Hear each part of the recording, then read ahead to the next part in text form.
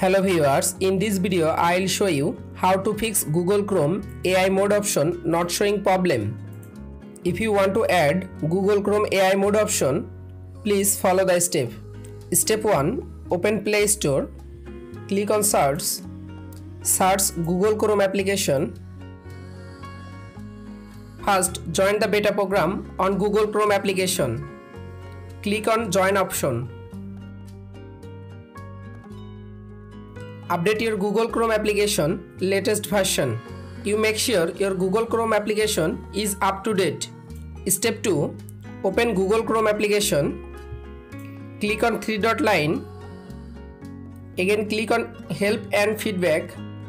Scroll down. Click on Send Feedback. Tap on Get Started.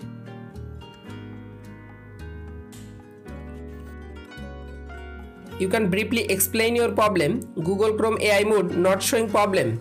Please add Google Chrome AI mode as soon as possible. Thank you. You can follow all of the steps to fix Google Chrome AI mode not showing problem.